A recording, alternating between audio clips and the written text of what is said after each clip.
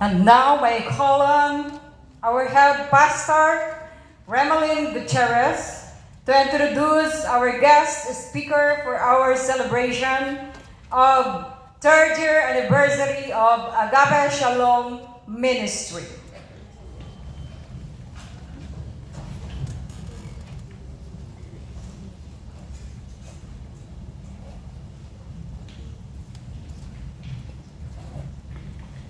Good afternoon, church.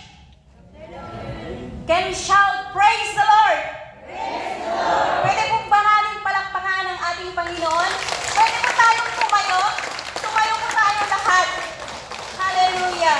Hallelujah. Praise the name of the Lord. Hallelujah. God bless you. God bless you. Pwede na po tayong umupo. Baka inaantok na po kasi yung iba. Kaya pinatayo ko po kayo.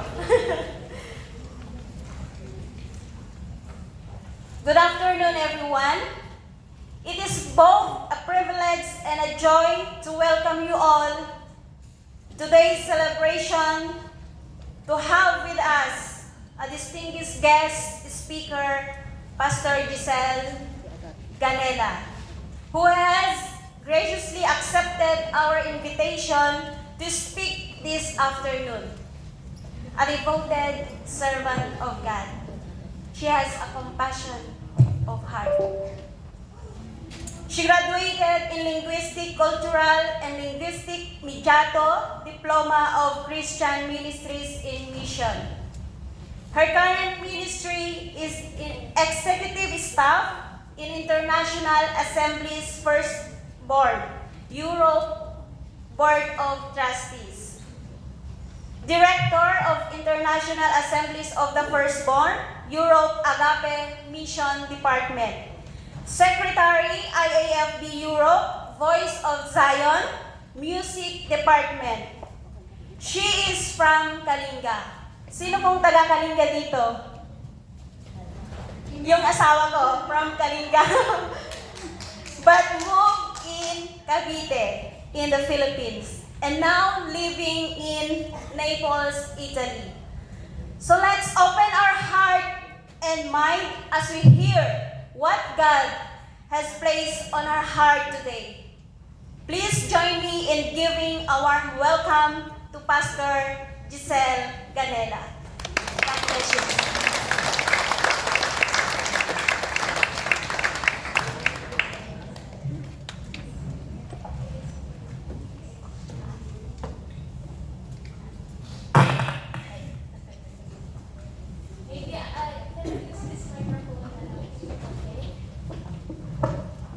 Okay, praise the I will probably have to use this microphone because I move around when I preach. Kaya I cannot use the podium mic anyway.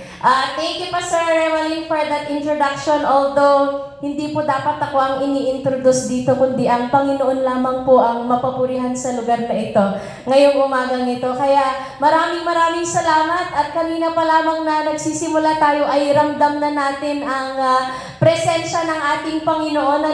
During our worship earlier, the Lord was convicting me and speaking to me regarding our anniversary celebration. Kaya alam ko po na maraming gigisingin ang Panginoon ngayong umagang ito. Pwede bang sabihin mo sa katabi mo, gigisingin ka ni Lord?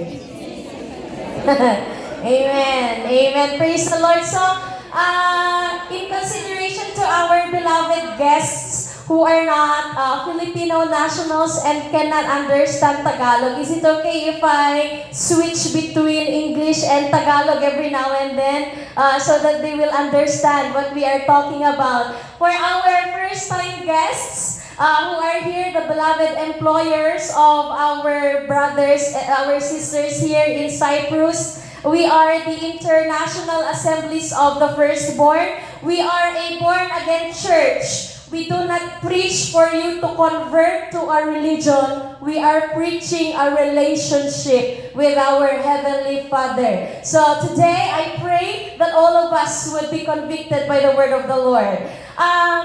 Bago po ako mag-preach at magbigay ng mensahe ng Panginoon, in behalf po of our District of the Europe International Assemblies of the Firstborn. Maybe we can, Pastor, yung first slide natin. Can you put it in slideshow mode, Pastor? Yung, yung nasa gilid. Yung nasa baba. Ayan, para mas mapalaki pa. Doon po sa tabi ng 81. Yan. Okay. Sige. So, in behalf po of the IAFB Europe, we are inviting you to join us in our Year 13 Convention. Dito lang sa tabi ninyo. Malapit lang sa inyo ito.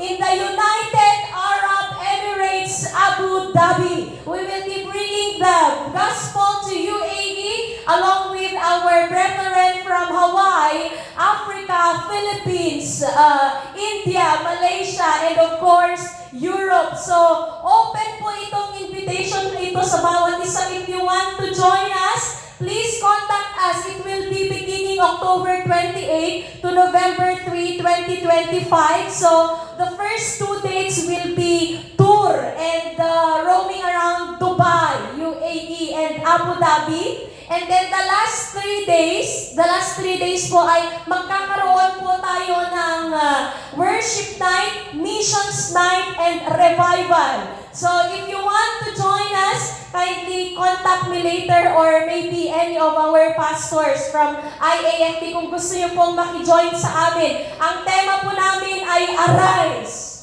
Parang yung tema din ninyo ngayon, Arise, pero hindi lang Cyprus, Arise UAE, United in Advancing and Expanding God's Kingdom. So, halos magkatabi din yung natin, mga verses natin, Isaiah 43 verse 19. So, if you are interested, please contact us. Registration is very affordable. It already includes your meal and the attendance doon sa convention po natin. 100 euros lamang po for 5 days of convention. So if you want to join us, please contact me or anybody from the IAFB Europe. Next slide, Pastor, please. And of course, hindi po ako pwedeng umalis dito na hindi ko po promote on behalf of the students. Alam niyo po ba na ang church ng IAFB Nicosia, IAFB Larnaca, IAFB Limassol, at IAFB Paphos ay magpapadala ng inyong mga missionaries next year in the Asia Pacific Mission Force. So, in behalf again of the Europe Bible Academy of the International Assemblies of the Firstborn, we are inviting you to pray. Pray with us and support us as we are going to send our missionaries in different parts of Asia. So, may mga ipapadala po tayo na yung mga flag kanina, tinitignan ko kung nandun yung mga destinations ng APM. May pupunta po sa Pilipinas, may pupunta po sa Malaysia, and kung may mga kilala po kayo sa Malaysia, please let us know. May mga pupunta po sa Thailand, ayan, Thailand, Asia. Meron pong pupunta sa India, ayan. We will be going to India with our missionaries. And then after India, we will go back to Malaysia. And after Malaysia, we will go to Pakistan. After Pakistan, we go back to the Philippines. It's not easy to go to missions. When we go, we are risking our everything and giving our all to Jesus. Pero ang tema po namin, until the last one here. So we are challenging our missionaries, don't give up until the last soul hears of the gospel of Jesus Christ. So we are going to be preaching to different tribes, to different nations. We will be also going to prisons. We will be preaching the gospel to prisons, to orphanages, home for the elderly. We will be going to Enrile, Cagayan, sa hometown po ni Pastor Remalin, and evangelize the entire municipality of Enrile, Cagayan. We will be going to Mindoro, to the Mangyan tribes. We will be going to Visayas, to the church of Pastor Amy. Naku po, mga kapatid, kung the Lord is doing wonderful things and it's a privilege to do this. And if you want to partner with us, pray with us. If you want, you can contact us, pastors, mga kapatid, paano po namin kayo ipag-pray? Ano po yung mga kailangan ninyo na ipanalangin namin? We appreciate those, mga kapatid, yung mga nakikipanalangin sa amin. And if you want to sponsor, ito po, naghahanap po kami ng mag-i-sponsor ng 700 na short pants para sa mga homeless na i-evangelize po namin sa Metro Manila. Pupunta po kami sa Boys Town. We are looking for sponsors for short pants. We are looking also for sponsors for toothbrushes and soaps and lotion, mga toothpaste na ipapamigay namin sa estimatedly 700 na mga inmates doon sa Occidental Mindoro, and many more.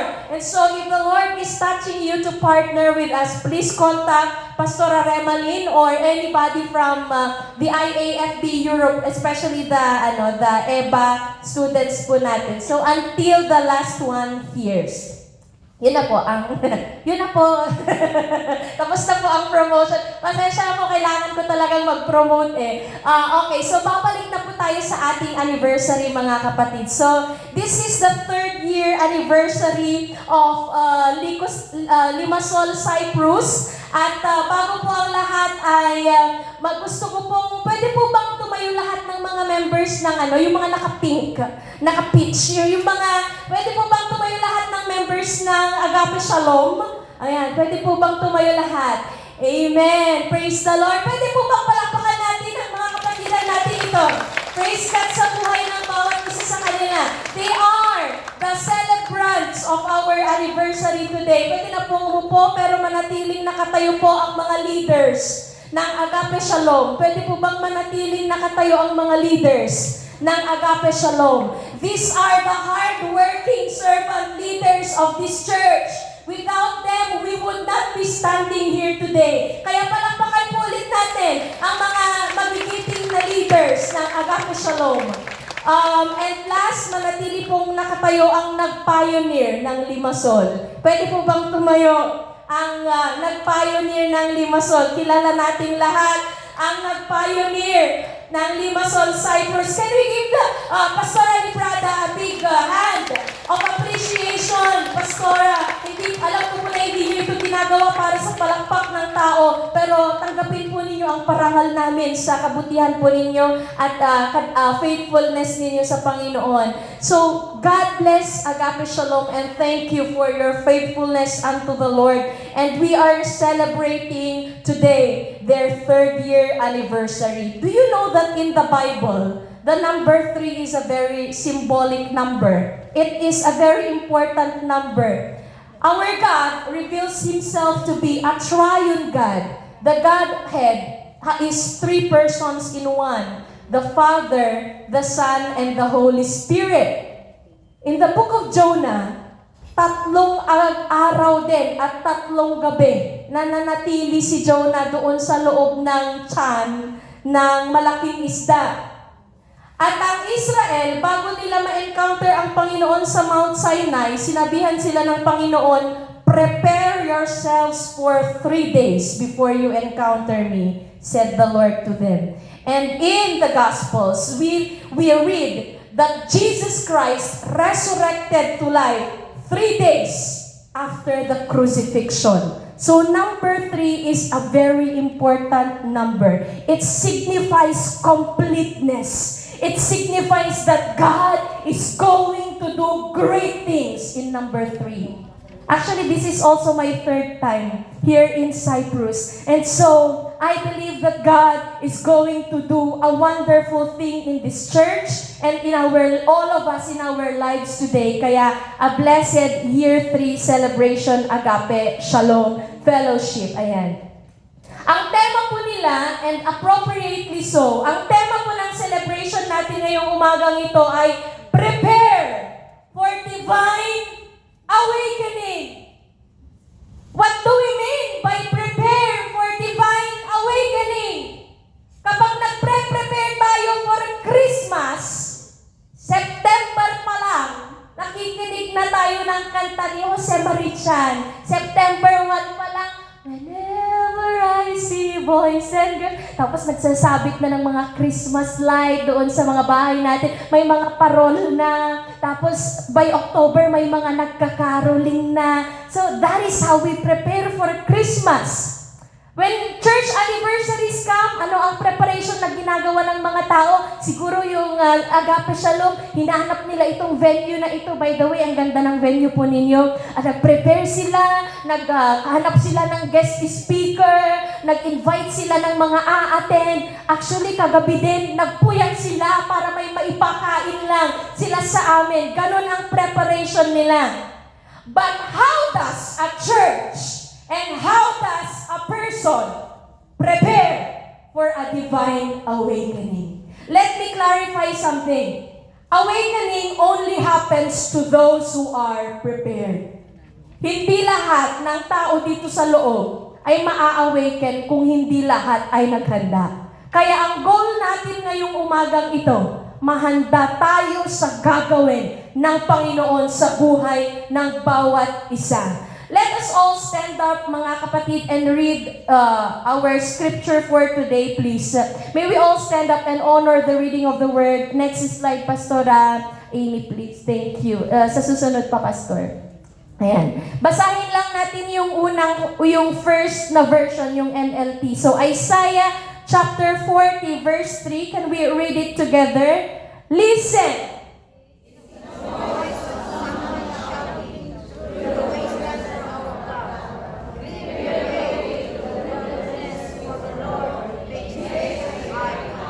Hallelujah. Let's pray. Father, we thank you for your word today, Lord God. We thank you, Lord, because you are preparing. You are stirring up a revival in this place. Ngayong umagang ito, Panginoon, pinapanalangin namin na sa aming pakikinig ng iyong mga salita, O Diyos, tanggalin mo lahat ng mga balakid upang marinig namin ng klaro at malinaw ang iyong salita ngayong umagang ito. God, I pray that you anoint the lips of your servant as well as the ears of everybody who will be listening to your word today, Lord God. Let every word that will be coming out of your mouthpiece, Father, be powerful, have authority, and Lord God, have power over our lives this morning. Panalangin ko, Panginoon, na hindi nila makita ang edad at ang kahinaan ng iyong lingkod, kundi makita nila na ikaw ang nagsasalita, O Diyos, dahil may gusto kang sabihin, Ama, sa bawat isa sa amin. Panginoon, ihanda mo ang aming mga puso upang sa ganon ay matanggap namin ng may pagpapakumbaba, O Diyos, ang nais mong sabihin sa bawat isa sa amin ngayong umagang ito. From the beginning of the delivery of your word, Lord God, until the very end, Holy Spirit, come and flow in our midst, Lord God, and convict and transform and deliver and save lives today. In Jesus' name we pray. Amen and amen. Praise the Lord. So, pwede na po tayong makaupo. Divine awakening. Ano ba ang divine awakening? Kasi ang sabi sa definition, ang divine awakening daw is when God's Spirit stirs the hearts of His people to turn, okay, to unite and live fully for Him, resulting in the visible transformation of a life, of a church, and nations. Ganon katindi ang impact ng awakening. Kaya ang maa-awaken, magbabago. Kaya yung mga maa-awaken, yung mga handa lang mabago. Kung ayaw ninyong magbago, walang awakening. Ang maa-awaken lang ngayong umagang ito ay yung mga handa na i-transform ng Panginoon ang kanilang mga buhay. Ang mga handa na magpagamit sa Panginoon. Sabi niya sa Isaiah 40 verse 3, sabi niya dito, listen! It's the voice of someone shouting through the wasteland for our God. Clear the way through the wilderness for the Lord. Make a straight highway. Sabi niya. Sa Tagalog, sabi niya, ganito ang isinisigaw ng isang tinig. Ihanda ninyo ang daraanan ni Yahweh sa ilang. Gumawa kayo ng mga tuwid na landas na kanyang lalakaran sa ilang. Sino ba ang nagsasalita dito? Si Propeta Isaiah. dahil meron siyang mensahe sa mga taga-Israel during this time. Noong nagsasalita si Isaiah dito ay basag na, wasak na ang Israel. Pinalayas sila sa kanilang lugar, iniwan sila ng kanilang mga kasama, wala silang templo, wala silang makain, nasa wasteland sila, wala silang mga kayamanan. Kaya sinasabi ng Panginoon sa kanila, humanda kayo, sabi ng Panginoon, dahil ngayong araw na ito, may gagawin ako sa kalagitnaan ninyo.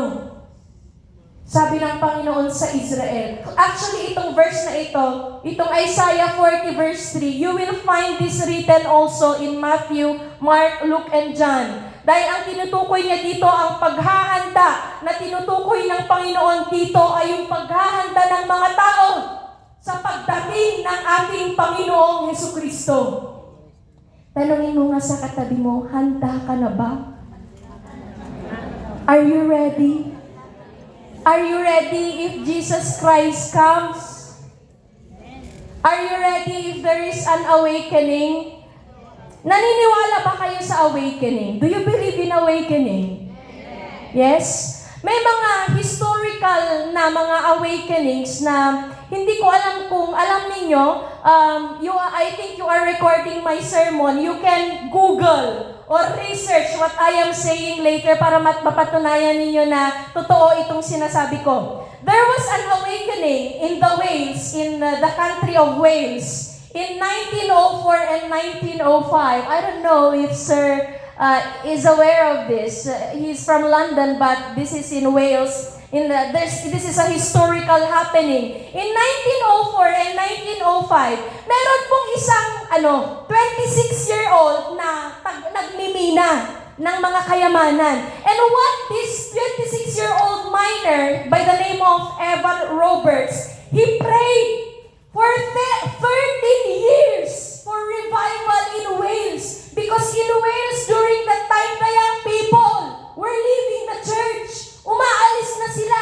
Yung mga tao hindi na nag-church. They were heavy drinkers, gamblers, and immorality filled the culture. Kaya sabi ni Evan Roberts, take note, hindi siya pastor, hindi siya evangelist, normal na nagpimina lamang. Sabi niya, nanalangin siya for 13 years for revival. And in 1904, revival broke through in the country of Wales. And within months, over 100,000 people were saved. Alam niyo ba, ganun na lang katindi ang awakening sa taon na ito, sa pagkakataon na ito na lahat ng mga bar, lahat ng mga taverns in Wales during that time, wala nang pumapasok. Tumigil sila. Nagsara ang mga taverns. Nagsara ang mga bar dahil nagkaroon ng awakening. Wala nang pumapasok. In fact, alam niyo ba na yung mga pulis noon, you can search this, yung mga pulis noong 1904 to 1905, wala silang ginagawa. Walang krimen. Walang nagnanakaw. Walang nanggugulo. Bakit? Nagkaroon ng revival. Yung mga pulis, imbes na nagpapatrol, nagkaroon sila ng choir. Naging choir yung mga pulis. Awakening is real. Have you ever heard of the Azusa Street Revival? Sino dito ang nakakaalam ng Azusa Street Revival? Azusa Street Revival happened in 1906 to 1915. And during this time, there was a small prayer group in Los Angeles led by William Seymour. At ang taong ito, si Sir William Seymour, siya ay talaga namang in-encourage niya ang mga members, manalangin kayo! Ipanalangin niyo ang Amerika, sabi niya. Dahil ang Amerika during that time ay very divided. May mga churches na talagang patay. Wala ang banal na espiritu. Kaya sabi ni William Seymour, come and let us confess our sins and seek the baptism of the Holy Spirit. Alam niyo, bumaba ang banal na espiritu. At dahil doon, nagkaroon ng Pentecostal movement. Actually, doon nanggaling po ang IAFB Europe. Doon sa revival ng Azusa Street. Nagkaroon ng Pentecostal movement at na-introduce ang missionary zeal around the world. And my last example of revival is the Hebrides revival. In 1940 to 49 to 1952, nung time na yon, wala nang pumupunta sa church. Yung mga young people, ayaw na nilang maniwala sa Panginoon. Talagang patay ang iglesia sa mga lugar ng Scotland. Pero may dalawang magkapatid. Take note, hindi pastor, hindi evangelist, hindi missionary. Normal na tao lamang, magkapatid sila. At sila ay nanalangin ng Isaiah 44 verse 3 ng I will pour water on the thirsty land, at nanalangin sila. At alam nyo ba, nung nanalangin sila talaga namang they never rested. They prayed all night. And during that time, entire villages were awakened. People, alam niyo ba yung mga tao daw, ganito, you can research this. During that time, in 1949, yung mga tao, normal na naglalakad in their everyday lives, sa mga kalsada, they are just walking randomly, and then suddenly, may mga yumuyuko at umiiyak na naglalakad. Ganon katindi yung conviction ng Holy Spirit sa kanila. Repent! Sabi ng Holy Spirit, may mga nandoon sa kalsada. Hindi nila inaasahan, naglalakad lang sila. Na-encounter nila ang Holy Spirit. They repented, and the revival broke through the Scottish people. Bars emptied, dance halls closed, and even fishing boats became prayer meetings. The presence of God was so heavy. Alam niyo ba na ganun kabigat yung presensya ng Panginoon? Na sa mga bahay noong panahon na yon, nagigising bigla yung mga tao sa gitna ng gabi para manalangin. Nagigising sila bigla. Unintentional. That is how powerful awakening is. Do you want to experience that same awakening in this place today? Ay, parang hindi pa kayo ready. Amen? Amen? Are we ready for revival? There are common threads in this revival. Number one is they were persisting in prayer. They were not gathering in prayer na hinihintay lamang nila na merong mag-invite. Talagang intentional sila na nanalangin. They repented, and their repentance and brokenness, they confessed their sins openly.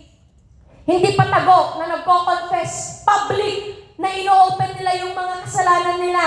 They hungered for God's presence. And ordinary people, not ministers, but women, youth, and small prayer groups. They prayed and repented and hungered for revival. And these awakenings did not begin in stadiums, but in living rooms, in prayer closets, in small groups. Hindi nila hinintay na magkaroon ng celebration bago nagkaroon ng revival. Doon mismo sa kanilang mga kwarto, nagsimula ang revival. Because sometimes, akala natin, ang revival ay kapag lahat na ng mga tao nagsisitumbahan na. Lahat ng mga tao nag-i-speak in tongues na. Ang akala natin minsan, ang revival kapag umiiyak tayong lahat. Hindi lang po yun ang senyales ng revival. Revival happens when people turn away from their sins and start new life again in Jesus Christ. That is the real revival. It's not about programs. It's not about songs. It's not about the music. It's not even about the preacher. It is your heart turning back to God and saying, God, fix my heart and I want to live for you. Yun ang totoong revival. Marami na akong mga nakitang mga tao, todo iyak nung altar call, pagbalik sa kanilang mga bahay, walang nagbago. Hindi yun revival, emotion. But real revival will bring about transformation in our lives. Sasabihin natin, Lord, dry na ako, nasaan ka na, nasaan na ang iyong pagkilos? Pero sabi ng Panginoon, anak, matagal na akong handa. Pero ikaw, handa ka na ba? Handa ka bang talikuran ang kasalanan mo? Are you ready to turn away from your sins? Divine awakening is God's work, but preparation is our work. Nasa Panginoon ang pagkagising, pero nasa atin ang paghahanda. So I will be giving you 3 points on how to prepare for divine awakening. And out of these 3 points, we will be preparing ourselves. These are 3 letter H in our midst. So number 1, number 1 preparation is holiness. Holiness. Doon po sa verse na binasa natin, sabi, ay, hanggang anong oras po tayo, Pastor Renz? 1:30 na. Alas 2. I will try to finish as early as I can. Sabi dito, clear the way through the wilderness for the Lord. Make straight a highway, sabi ni Isaiah. Sabi niya, tanggalin niyo lahat ng mga balakid sa daanan ng Diyos. Dapat ang dadaanan ng Panginoon ay matuwid na daan. Alam niyo ba kung bakit ganito na lang yung pananalita ni Isaiah sa kanyang prophecy? Noong unang panahon kasi, nung nagsasalita si Isaiah, may mga hari. So ang ginagawa ng mga hari, every now and then, they would visit the small villages. And before the king would visit a village or a small community, may ipapadala siya. He would send out an emissary or a representative para sabihan ang mga tao na, sa ganitong araw, bibisitahin kayo ng hari. Ganun ang sasabihin niya. At ang gagawin naman ng mga taong ito, lilinisin nila yung daan, pipinturahan nila yung kanilang mga bahay, tatanggalin yung mga kalat at dumi doon sa daanan. Dahil kapag dumaan na yung hari, kailangan na maganda yung dadaanan niya. Kasi kapag hindi maganda, mapapanish yung village na yan dahil hindi nila pinaghandaan ang hari. So in the same way, Isaiah is telling us to clear the way of the Lord so that He can pass through. Sabi niya, clear the way through the wilderness and make straight a highway. Linisin ang daanan. Ihanda ang dadaanan ni Yahweh. Holiness is the straight road that lets God's glory travel unhindered. Para makapagbiyahe ang Panginoon, makadaan ang Panginoon, kailangan walang balakid, kailangang banal.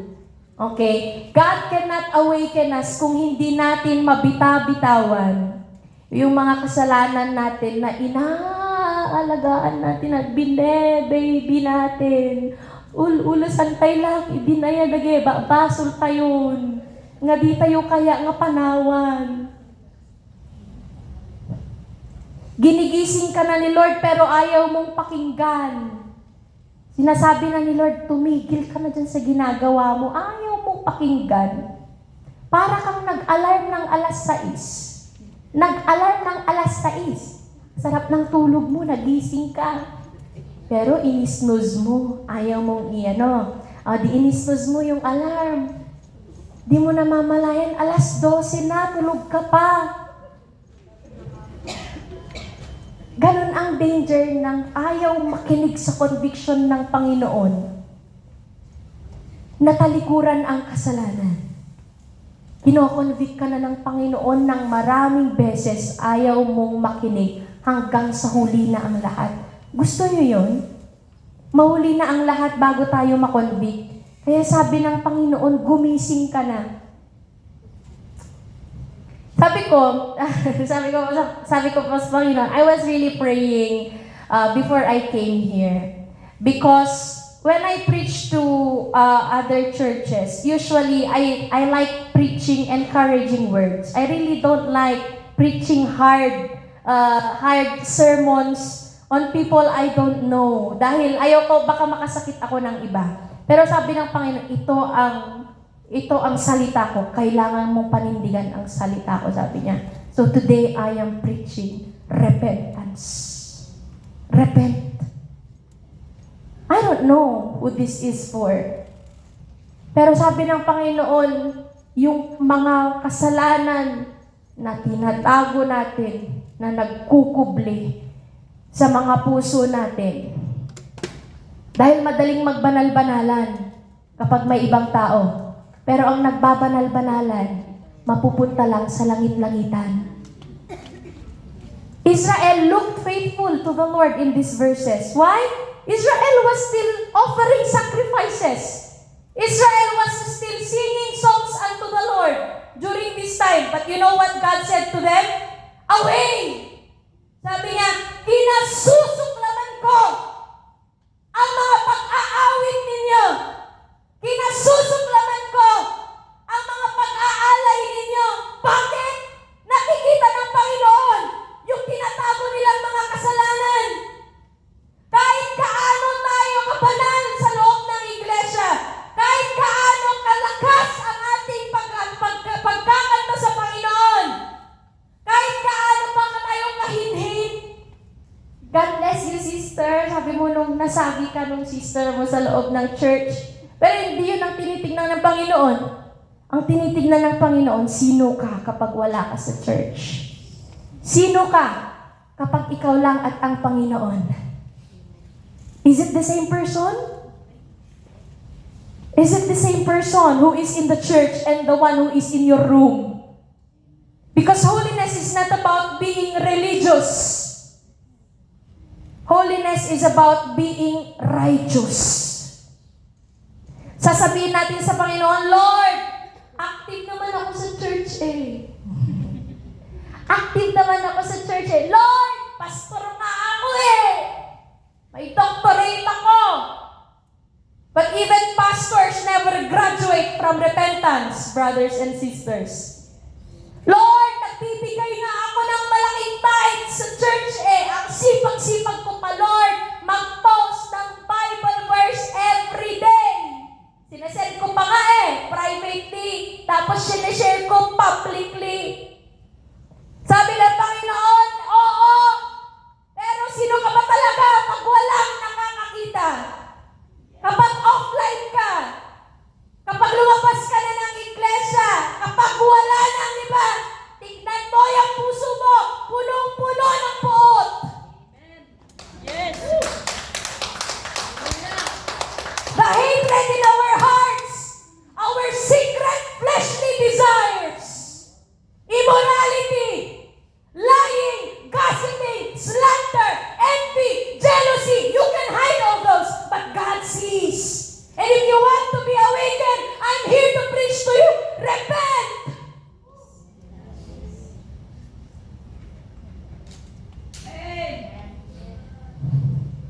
Repent! Sabi ng Panginoon, anak, let me expose your sin to you. Hindi para ipahiya ka, hindi para parusahan ka, kundi para linisin kita at ayusin kita para magising ka na ulit.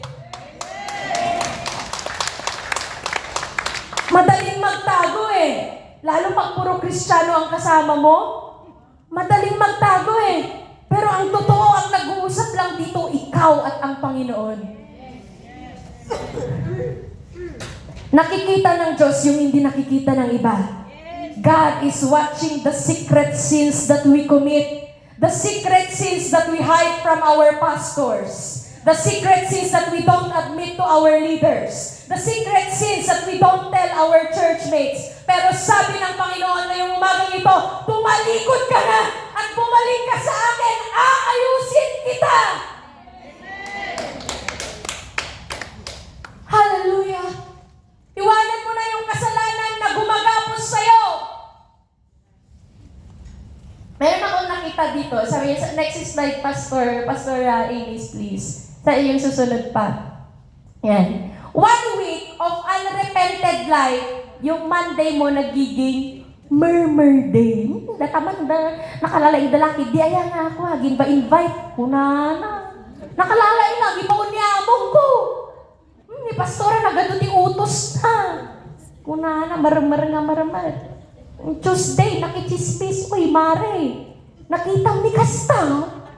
Dakadwa na. Nga lalaki.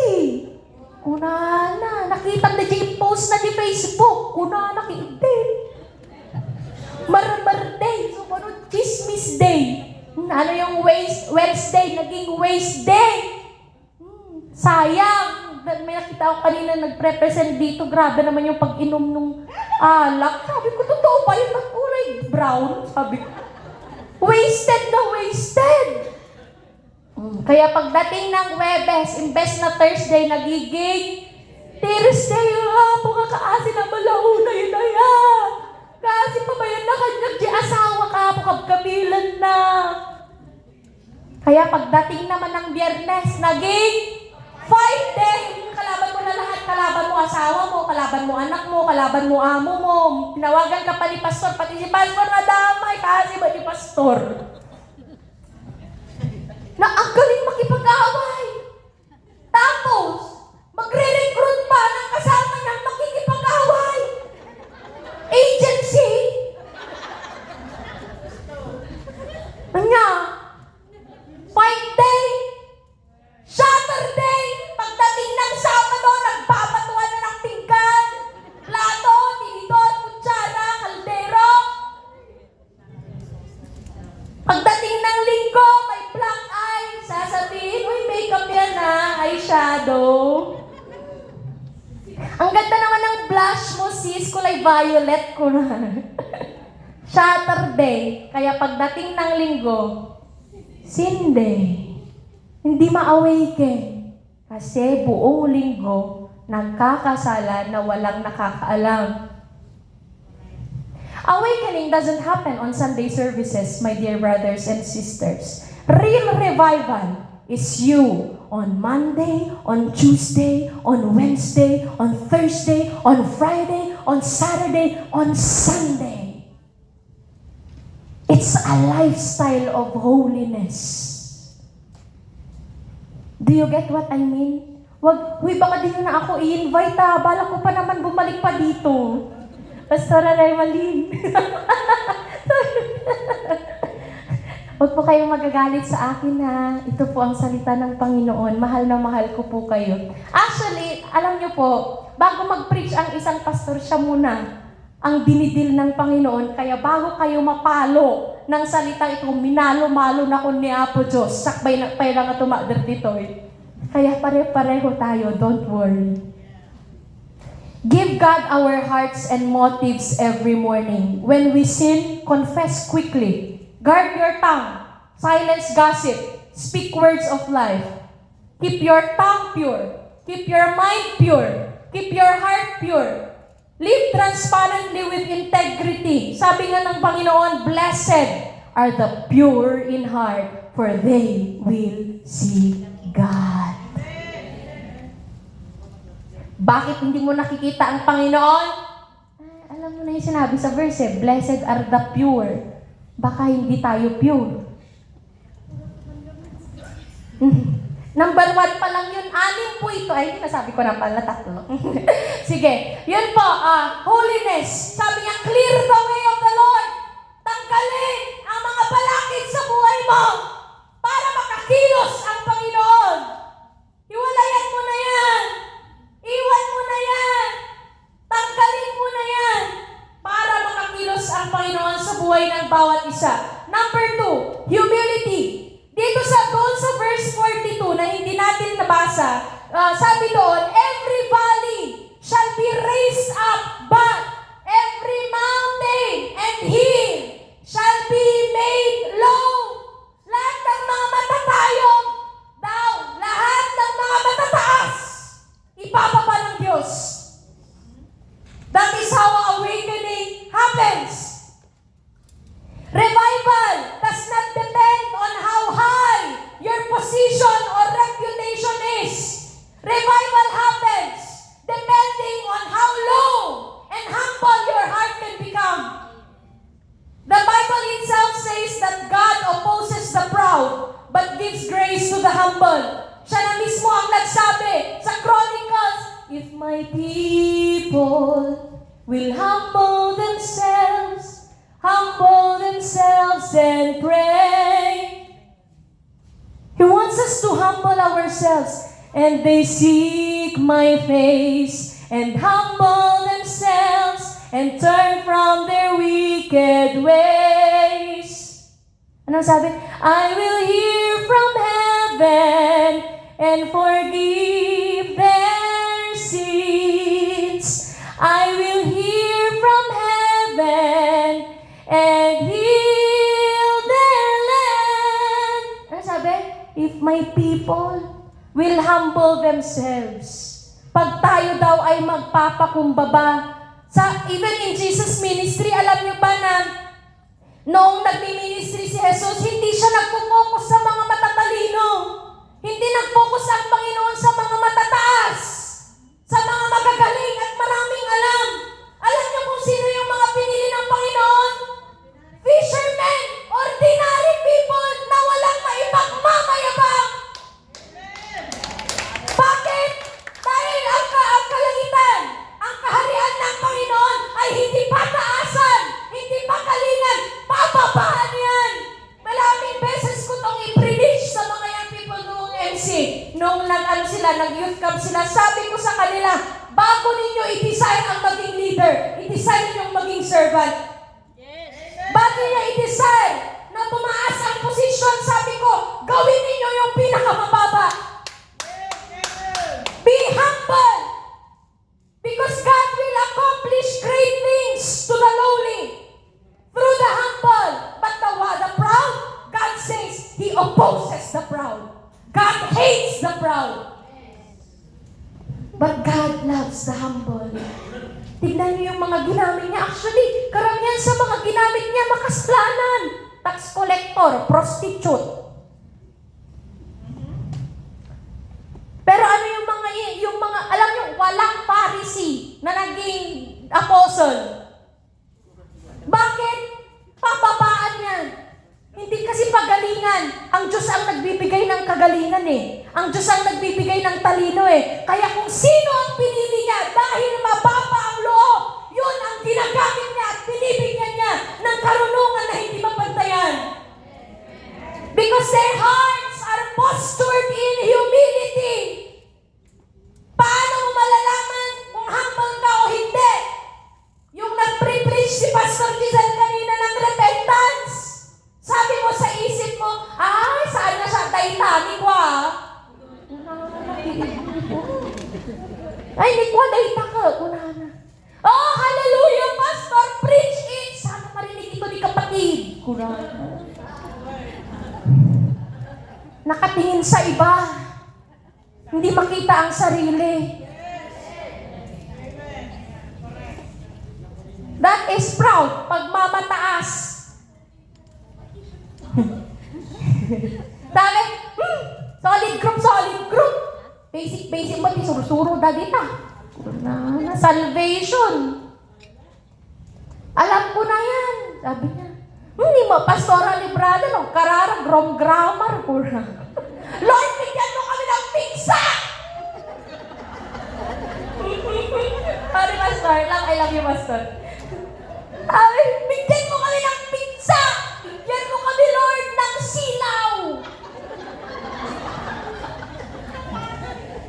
Grabe, sabi ko, Pastoral librado, sa isip ko, mag-ingat po kayo, Pastor, sa mga prinapray po ninyo. Baka magkapigsa tayo lahat dito.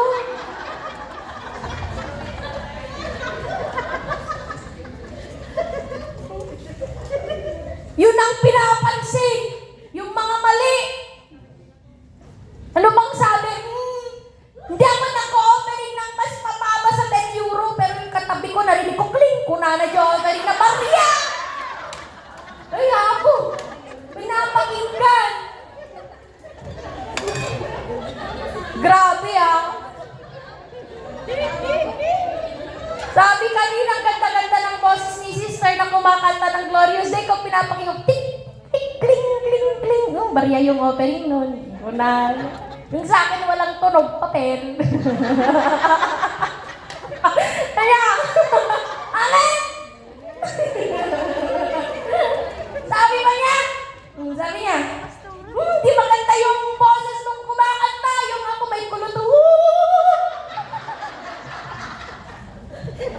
Sintonado! Kunana. Pag ako yan, angelic voice.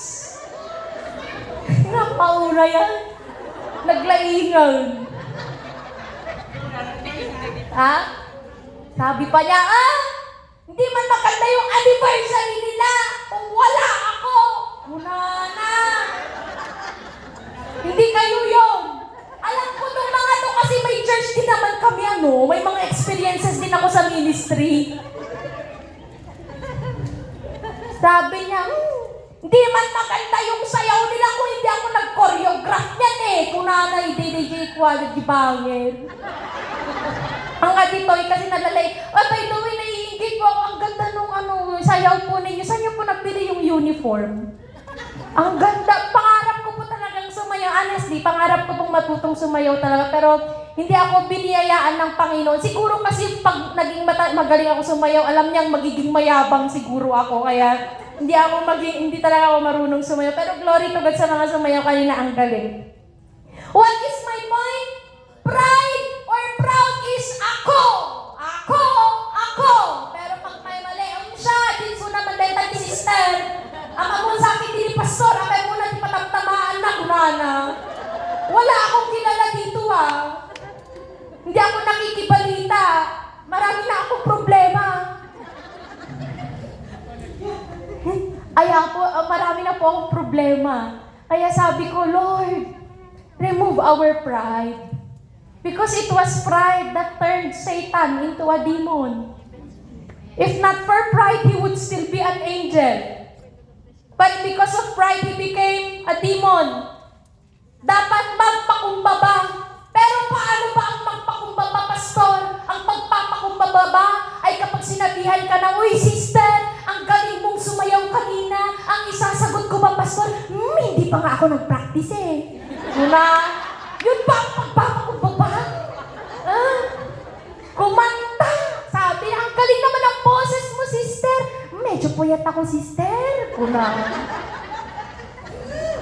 Ano ba yan? Sabi, ang ganda-ganda mo naman ngayon, sister. Sabi sa'yo, ay, tumatama nga ako eh. Guilty. Hindi ganun ang humility. Ang humility, sasabihin, Lord, galing po ito lahat sa'yo, tulungan mo ako upang gamitin ko lahat para paglingkuran ka at ang ibang tao. Lord, kung wala kayo, wala ako. Ang totoong humility, yung kahit ikaw yung nasasaktan, ikaw ang nagpapatawad. Ikaw ang unang uy, hello, kumusta ka na? Yun ang totoong humility. Humility is being willing to be corrected, to go low, to decrease for God's glory. Amen. Alam niyo po, kapag bumibisita po ako sa mga churches, meron po akong isang klase ng tao na palaging hinahanap. Hindi po ako nagsasalita masyado, pero nag-o-observe po ako. At ang hinahanap ko po na mga tao ay yung mga, tinitinan ko po yung mga naglilingkod na hindi nagsasalita. Actually, kagabi, nagluluto sila doon sa church ng Limassol ng mga ipapakain nila sa talagang enjoy sila na magluto. Meron diyang magpriprito, lumagto. Hindi naman na siya nagre-reklamo si ate. Tapos may mga nagbabalot ng kanin. Kala ko pabubudol fighting kami, yun pala ipapakain. Walang nagre-reklamo. Quietly, they were serving. Si Tita Del, hindi ko alam kung nakatulog pa si Tita Del. Mula pagdating ko hanggang kanina umaga yata nagluluto. Why? Because of the spirit of humility. Humility is not gaining attention. Humility is not about platforms. It's not about sino ang na-appreciate at hindi. Humility is yung naglilingkod ka kahit hindi ka nakikita. Kahit hindi ka na-appreciate, mababa ang loob mo. Dahil para sa'yo ang paglilingkod at pagpapakumbaba, yun na yung reward. Yun na yung privilege. Ang sarap kasama sa ministry ang mapagpakumbabang tao. Sa kaharian ng Panginoon, ang pagpapakumbaba ay hindi senyales ng kahinaan, kundi palatandaan na tunay na kumikilos ang banal na Espiritu sa buhay ng bawat isa. In God's kingdom, the lower your heart is, the greater you actually are. At alam mo ninyo, ang natutunan ko sa paglilingkod sa Panginoon, mga kapatid, how can we identify kung sino yung mga gagamitin ng Panginoon? Simple. Sino yung mapagpakumbaba? I was trying to I was trying to navigate leadership nag-ano po ako, devotion po ako about leadership. Sino ba, Panginoon, yung mga susunod mong gagamitin? How can we raise up new generations of leaders? Sabi ko sa Panginoon. At sabi niya, do not look at the potential yet. Do not look at the skill. Do not look at the knowledge. Huwag mong tignan yung mga yun. Sabi niya, tignan mo yung mapagpakumbaba. Sabi nga ng Panginoon sa Samuel, man looks at appearance, but God looks at the heart. Pagpapakumbaba. Kasi ang building, tignan niyo yung mga building. Habang mas mataas ang building, dapat mas mababa yung pundasyon. Hindi po pwedeng mababaw yung pundasyon ng mataas na building. Dapat proportionate siya. Ganon din ang tao, pag gagamitin ng Panginoon sa mataas, kailangan mababa yung pundasyon, nakatanim sa baba. Sa hindi nakikita. Sa hindi nakikita ng tao, meron siyang lalim sa baba. Ganon dapat ang humility. Amen? Awakening happens only to those who are humble enough to recognize their need for God to intervene in their lives. Sino ang mga maa-awaken? Yung mga magsasabi na, Lord, kailangan kita sa buhay ko. Lord, I need you. Without you, I am nothing. And number 3, sige po, 10 minutes. Number 3 is hunger. Sabi dito, clear the way through the wilderness for the Lord. Make a straight highway. Sabi niya. Ano yung wilderness na tinutukoy niya dito? Yung ilang. Kung saan walang makain ang mga tao. Wilderness symbolizes spiritual dryness and difficulty.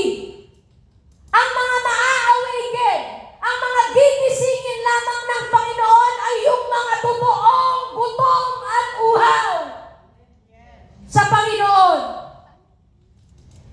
Bakit? Kailangan natin maging careful dahil sa panahon natin ngayon. Ang hirap na kayong magutom at mauhaw sa panahon natin ngayon. Ang daming unli. Unli rice, eat all you can. Unli, ang daming pwedeng kainin. Parang wala nang gutom eh. Mukha tayo mga busog.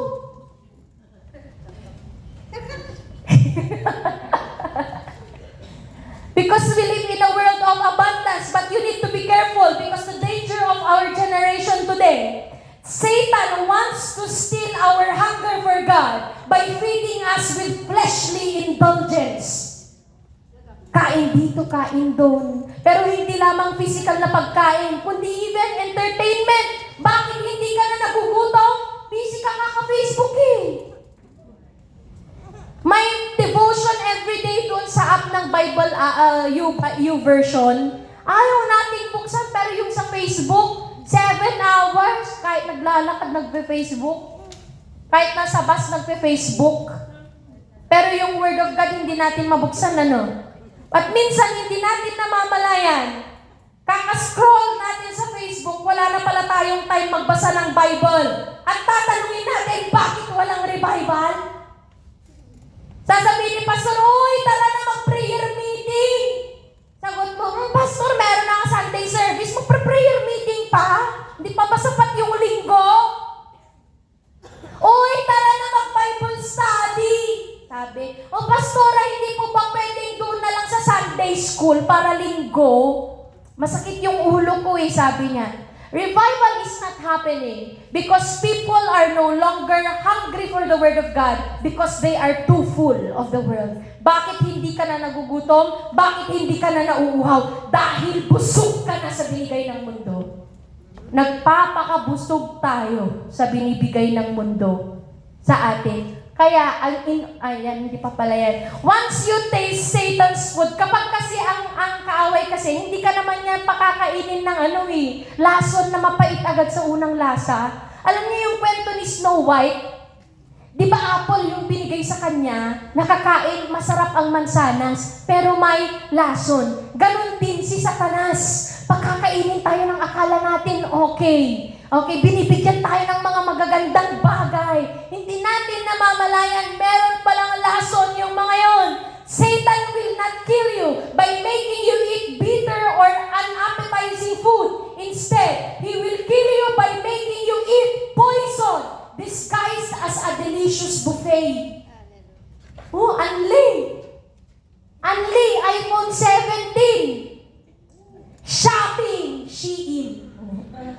Nag-shopping sa Shein.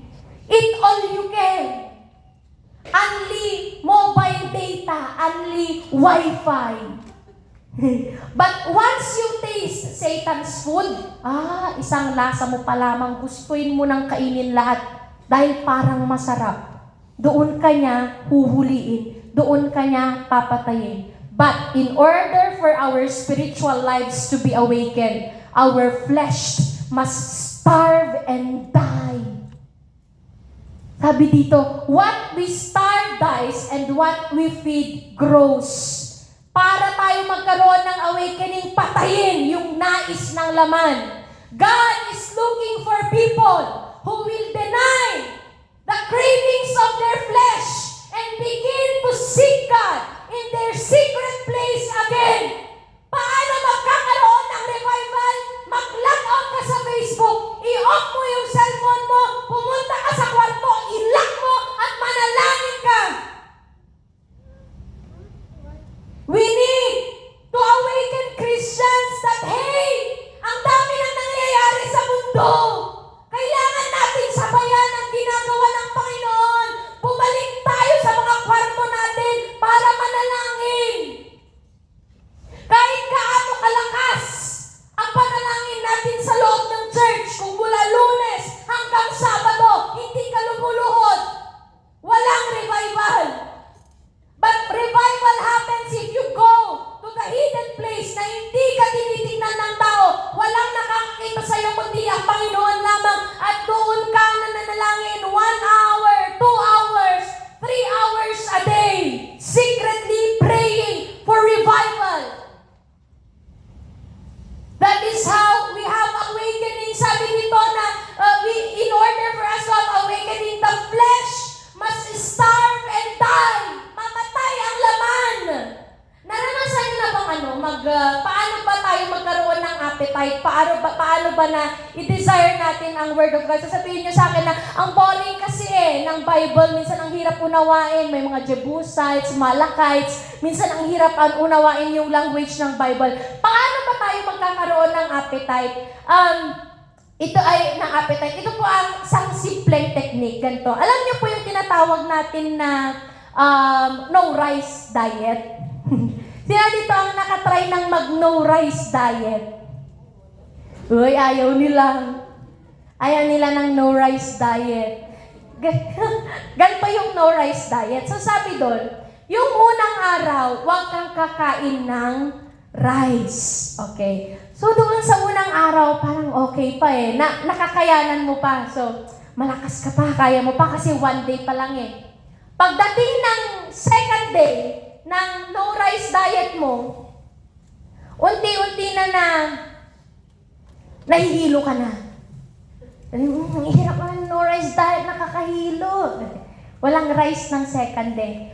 Pagdating ng third day, na hindi ka kumakain ng rice, tumatawa ka na mag-isa. Kinakausap mo na yung sarili mo.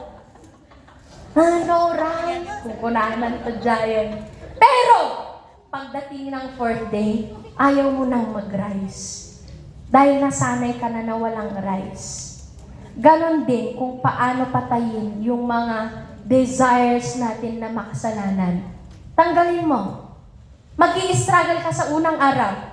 Mag-i-struggle ka sa pangalawang araw. Medyo nababaliw ka na sa pangatlong araw. Pero pagdating ng pang-apat na araw, pag na-survive mo yun, wala na. Tatalikuran mo na. Hindi na masarap. Hindi na masarap mag-chismis. Try mo. Try mo 1 day. Hindi ka makakapag-chismis. Sasabihin mo, hirap. Second day, ayaw mong i-entertain yung chismis. Third day, natitempt ka na, tawagan ko nga sabihin ko, i-pray nga natin si sister. Parang ipag-pray, ikukwento pala yung i-chismis. Fourth day, pero wala kang ginawa. Fourth day, pag merong tumawag sa'yo, ayaw mo nang pakinggan. Bakit? Namatay na yung flesh desire. In-starve mo, ginutom mo, hindi mo pinakain. Kapag hindi mo pinakain ang laman, mamamatay yan.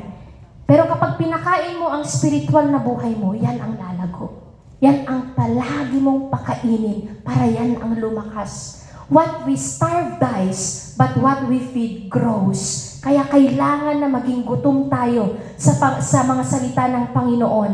Habang nakafocus tayo sa panalangin, habang tumatagal na talagang lumalakas tayo sa Espiritu, actually, you can feel it. Habang ayaw mo na, hindi ka na, once you are hungry and filled by the Word of God, hindi na ganun kaganda sa pandinig mo ang worldly songs. Parang mas gusto ko nang makinig ngayon ng We Fall Down. Dati ang kinakanta mo pa eh yung Nakas ang biyag ko, diintin mo, halakama. Pero nung na-born again ka, ayaw mo nang makinig. Gusto mo nang pakinggan yung mga kanta na You are God alone. Habang tumatagal, parang ayaw mo na rin nakikibalita masyado. Gusto mo na lang makinig ng mga sermon.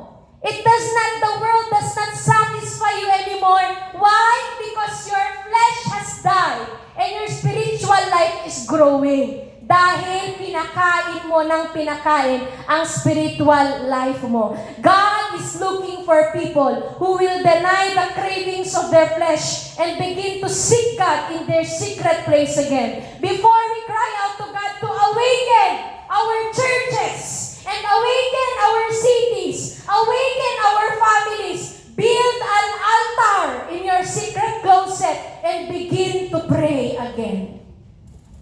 It's not about how loud we pray and how much we cry in church on Sundays, but it is how we long and spend time in prayer on Mondays to Saturdays. Sabi mo, Lord, touch your people once again. Lord, send revival to my family. Lord, send revival to my marriage. Lord, send revival to my kids. Lord, send revival to our church. Pero ang revival hindi nagsisimula sa mga malalaking gathering. Nagsisimula ang revival kapag nagpakumbaba talaga tayo sa Panginoon at nakikinig tayo sa conviction niya na talikuran natin ang ating mga kasalanan.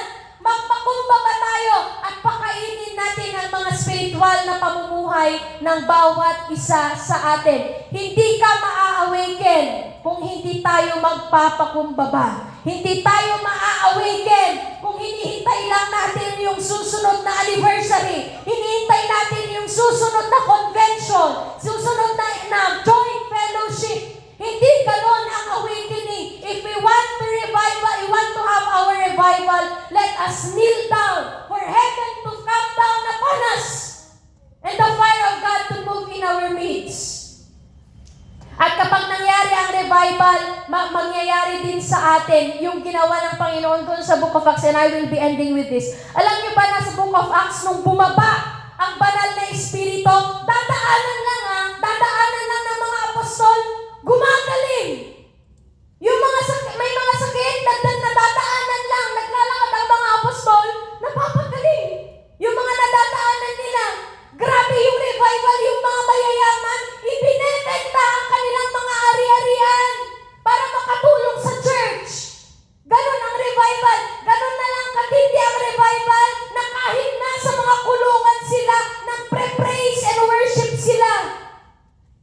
We want that same awakening in our church, in our generation, in our families, and in our lives. And this is the good news. God is still the same God. He can still awaken us the same way that He did in the Book of Acts. And may I request on the music team to lead us to worship as we will end. Maybe we can sing, please play the song and we will be singing with you earlier. Yung kinanta natin na You Are God Alone, na kinanta natin kanina. And this is my challenge for each and every one of us this morning, mga kapatid. Kung seryoso talaga tayo sa sinasabi natin na preparation for divine awakening, I want you to, you can, dahil alam ko po na, na pagod ng bawat isa, you can choose to stay seated or you can stand up, you can do whatever you want. But I want you to, if you really desire, only those who desire awakening, if you really desire for an awakening, I want you to ask the Lord this very moment, Lord, sino yung kailangan kong patawarin sa buhay ko? Lord, sino yung mga kailangan na hingan ko ng tawad sa buhay ko? Lord, ano yung mga kasalanan na itinatago ko sa'yo? Ano yung mga kasalanan na kailangan kong talikuran? Ano yung mga areas ng buhay ko na kailangan mong gisingin? And as we close in prayer and worship this morning, I want you to ask the Lord right now in your personal time. Ask the Lord to expose to you yung mga hindi mo pa napapatawad na mga tao. Ask the Lord to expose yung mga tao na kailangan mong hingan ng tawad. Ask the Lord to expose yung mga kasalanan na matagal mo nang tinatago in secret. Right now, let's just begin to play, mga kapatid. As you pray that, as you close your eyes and ask the Lord to convict and expose it to each one of us. Hallelujah. You are not a God created by human hand. Hallelujah. You are Thank not you, a Lord. God Expose, Lord God, this morning. We want revival to happen in this place, God. Lord, touch and convict every heart this morning, Father. We are thirsty for another awakening in our midst, O Lord. Hallelujah. Sing it again. You are not a God.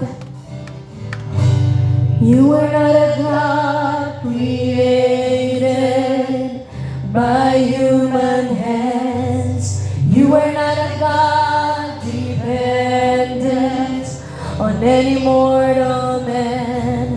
You are not a God in need of anything we can give by your hand. That's just the way it is. Sing it, you are God alone. You are God alone from before time began. You are on your throne. You are God alone. And right now, in the good times and bad, you are on your throne. You are God alone.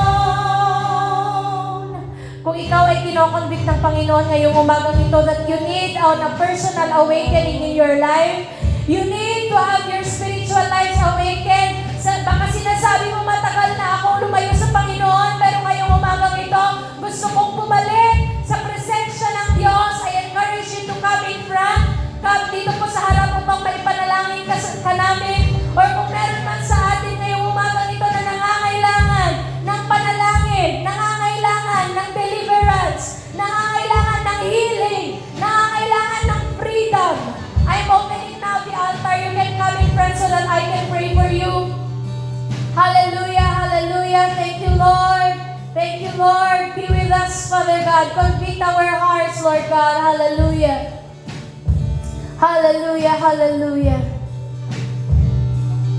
Can we sing that again, the verse 2? You are not a God created by human hands. You are not a God dependent on any mortal man. You are not a God in need of anything we can give by your plans. That's just the way it is. Sing, you are God. You are God alone. You are God, and you are God. Oh, you are on your throne. You are God alone.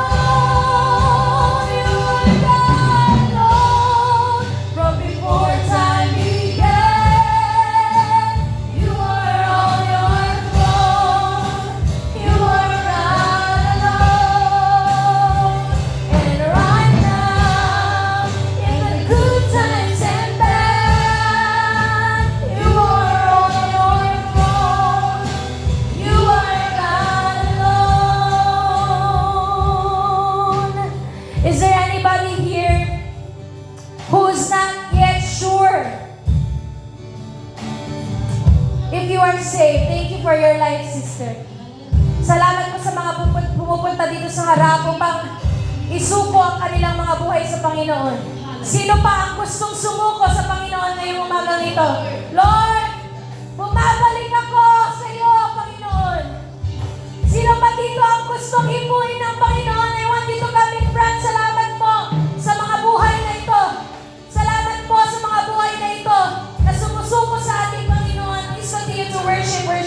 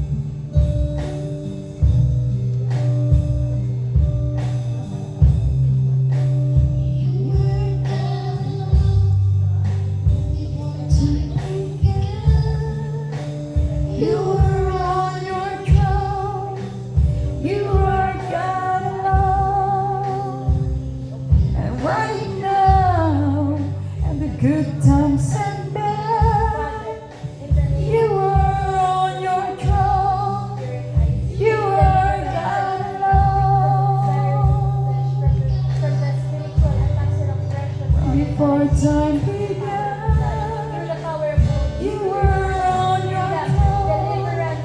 You are God alone. And right now, and the good times and bad, you are on your throne. You are God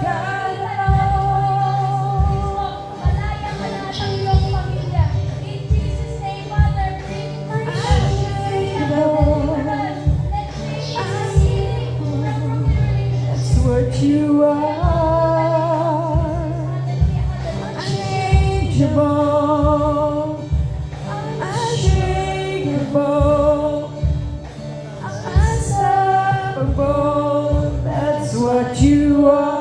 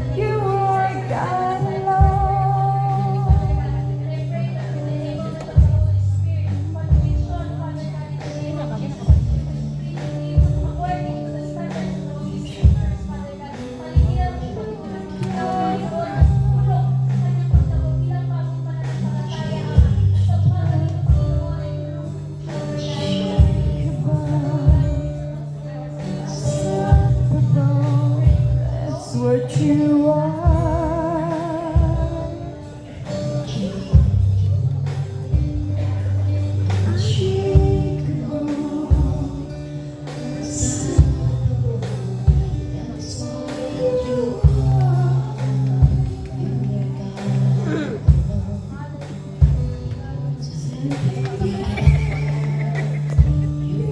on your throne. You are God alone. And right now, and the good times and bad, you are on your throne. You are God alone.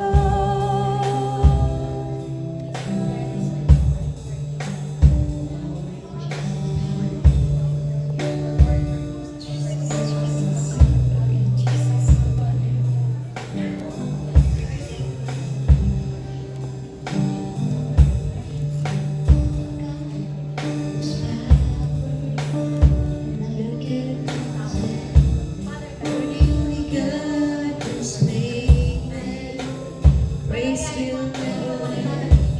You're the only God who's worthy of everything we can give.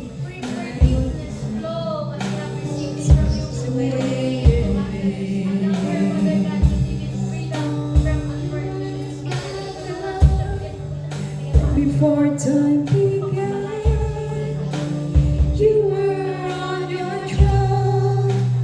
You are God alone. And right now, in the good times and bad, We celebrate the lives of those who have accepted the Lord as their Savior this morning. If there is one who repented from sins, the entire heaven rejoices. Right now, mga kapatid, I am requesting all of the members of Agape Shalom. Last na po ito kasi we are running out of time. May I request all the members and leaders of Agape Shalom to please come in front as we pray as a congregation for them, for their church. Hallelujah. I'm requesting all of our members from Agape Shalom. Praise the Lord. Hallelujah. Lahat po ng mga nagse-celebrate ng kanilang 3rd year anniversary ngayong umaga para maipanalangin po natin sila. Praise God. Thank you for your faithfulness, mga kapatid from Agape Shalom Fellowship. Alam ko po na hindi madali ang maging tapat palagi sa Panginoon, pero salamat dahil pinatunayan ninyo na posible ito. Ngayong umagang ito ay nagdiriwang tayo ng katapatan ng Panginoon sa buhay at iglesia po ninyo, at pinagdiriwang din natin ang katapatan ng bawat isa. Would you allow us this morning, along with the congregation, my dear sisters, to pray for you? I believe that the theme of your anniversary really is intended for you. Kayo talaga ang pinupuntirya ng awakening na ito, at gusto ng Panginoon na gisingin ang church. Gusto ng Panginoon na gisingin ang bawat isa. Kaya ngayong umagang ito, may I request everyone to stretch out our hands as we begin to pray for the Agape Shalom congregation under the leadership of Pastora Remalin and all the members and the leaders. Hallelujah, hallelujah.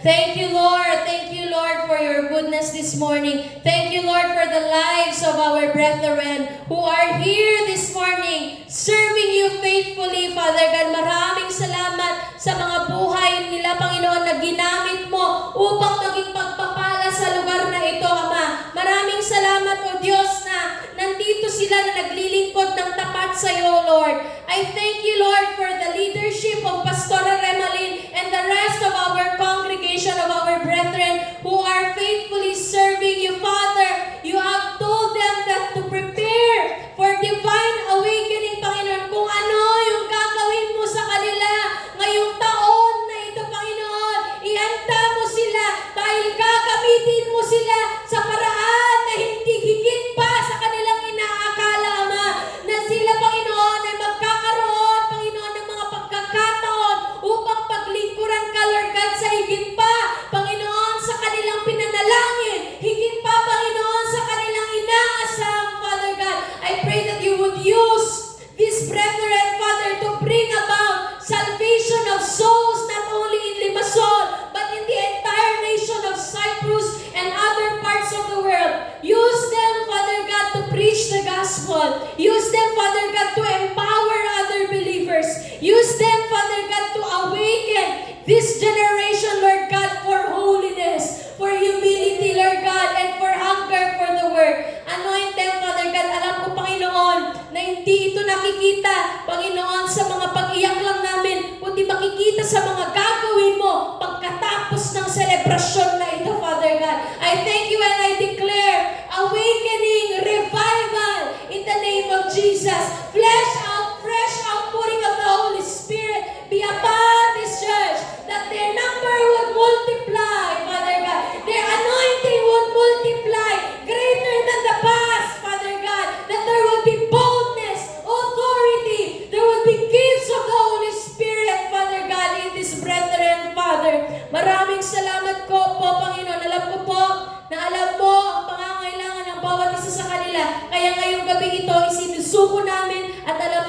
tutugunan mo po, Panginoon, ang kanilang mga pangangailangan. Awaken this church, Father God. And Lord, right now, I am praying in the name of Jesus for Pastora Remalyn, Father.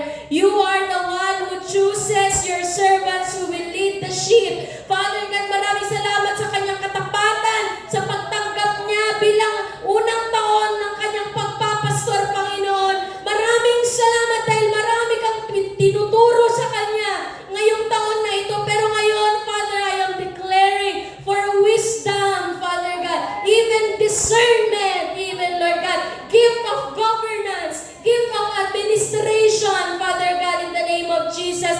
Lord, I pray that you continue to bless her compassionate heart for the people, Father God. Let there be authority in her leadership. Let there be breakthrough in her leadership and her entire family, Father God. And the rest of the leadership and members of Agape Shalom, we are dedicating them to you, Father, as they surrender their lives to commit to obey you until the day and the last day of their lives, Father God. Maraming salamat po. And we declare victory, breakthrough, revival in this church and brethren. In Jesus' name we pray. Amen. Amen.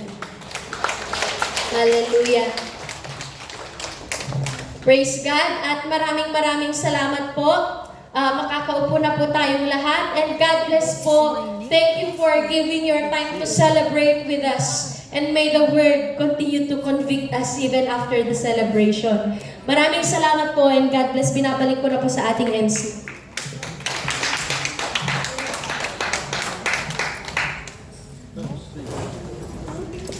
Are we blessed? Yes. What a powerful word. Whew. It's time to awakening. It's time for revival. And the revival, from the revival to transformation, amen! Hallelujah, hallelujah, praise the Lord! Purihin ang Diyos sa bawat buhay natin. Dahil tayo nakarinig ng masarap na pagkain sa hapong ito, amen! Thank you, Pastor Giselle. We are grateful to God to use His Word in that way. To God be all the glory. And God bless your life. You are a blessing to this event. And we thank God for you. Next is the acknowledgement. May I call on Pastor Remalyn and our presbyter. Will you please come here to give to acknowledge our Pastor Giselle. May I call on all the leaders, please come here. All the leaders.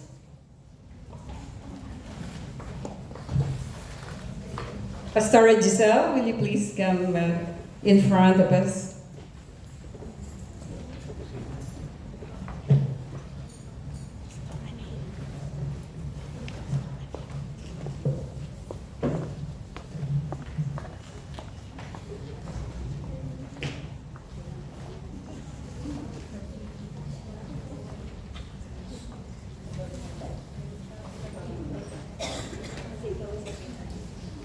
Okay. So, narito po ang nakasaad sa appreciation. Certificate of appreciation is rewarded to Pastor Giselle Caveza Ganella, Director, Agape Department, and Executive Staff, District Board of Trustees, for powerful delivering the message of the Lord in love and wisdom during the third church anniversary celebration with the theme, Prepare for Divine Awakening, in Isaiah 40, verse 3. A voice of one calling in the wilderness, prepare the way for the Lord. Make the straight in the desert a highway for our God, thereby strengthening the body of Christ and enriching the lives of those you have blessed. Awarded this 28th day of September 2025 at Limassol, Cyprus, presented by Pastor Remelin Gutierrez, our administrative pastor, and yours truly, Pastor Rems. All the leaders, will you please come here? All the leaders.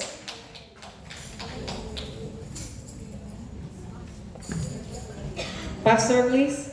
All the leaders to have the opportunity to take pictures with our guest pastor.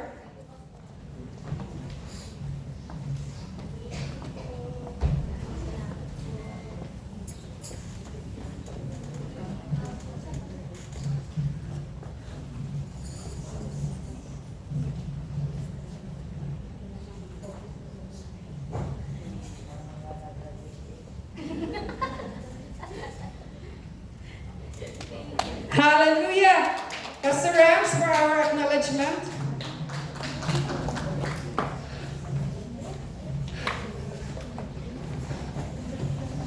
Gutom na ba kayo?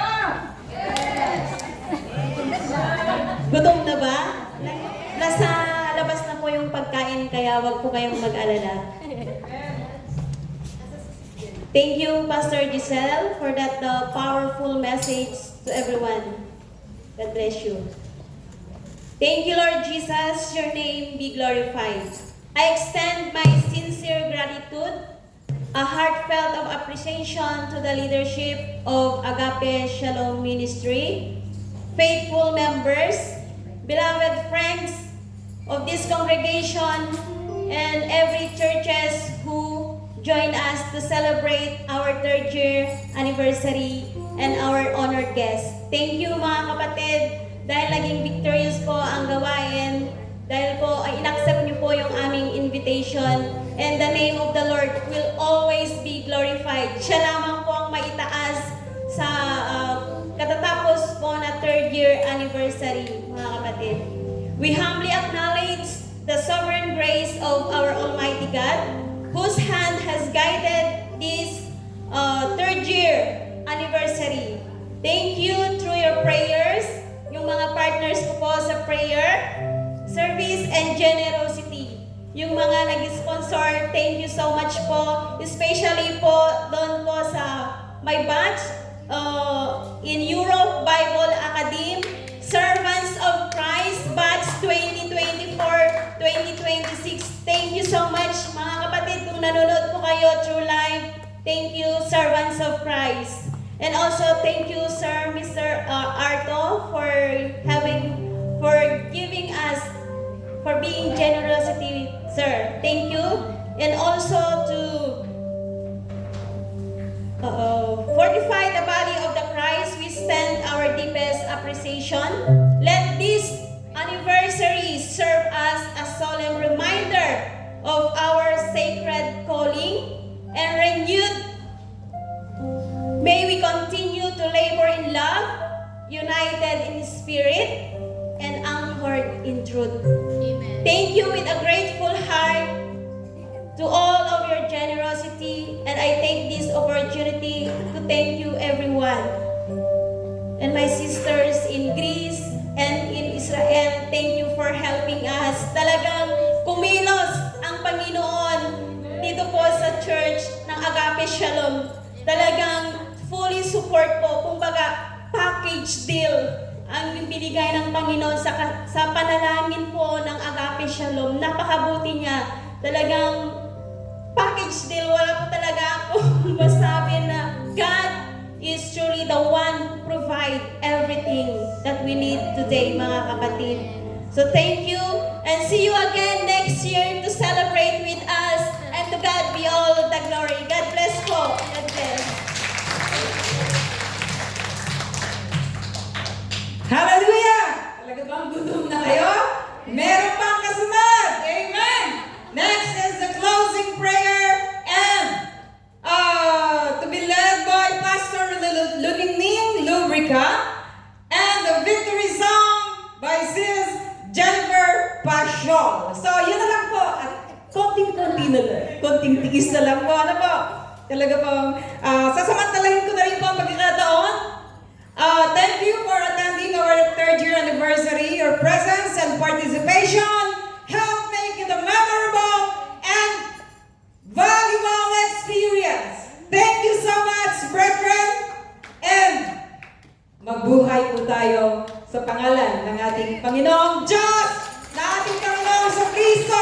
Amen and amen. Hallelujah.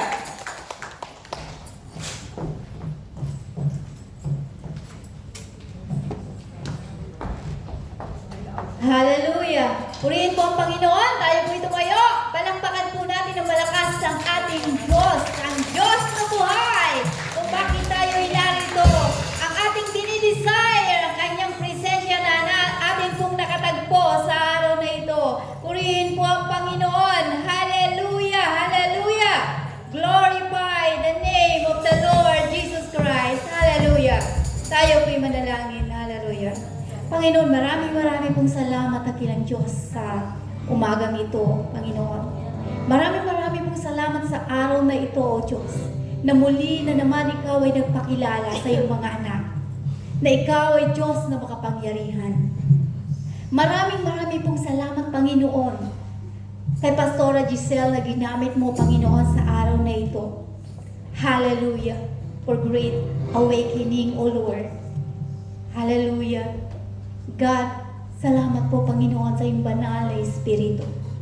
Salamat Panginoon sa paghipo mo Panginoon sa puso sa bawat isa Panginoon ng iyong mga anak na narito sa oras na ito. Maraming salamat takilang Diyos sa lahat ng mga taong ginamit mo Diyos. You are so wonderful. You are awesome God. You are amazing. Maraming salamat, Panginoon. Hallelujah. Sa iyong makapangyarihang salita na amin pong napakinggan,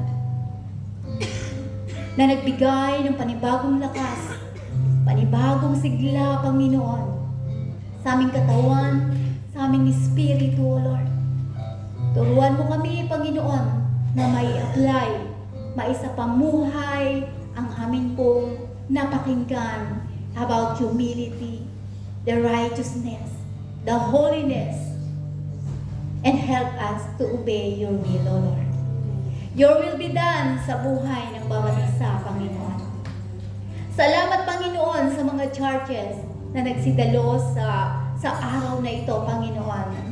Around Cyprus, O Lord, pagpalain mo at palaguin ang spiritual, O Lord, na buhay ng bawat isa. In every area of their life, O Lord. Bless them, Panginoon. From the crown of the head to the sole of their feet, O Lord, of your children. Bless. God, thank you, God, for the highly favor for your children. Thank you for the Agape Shalom Ministry. Thank you for our presbyter, O Lord. Hallelujah.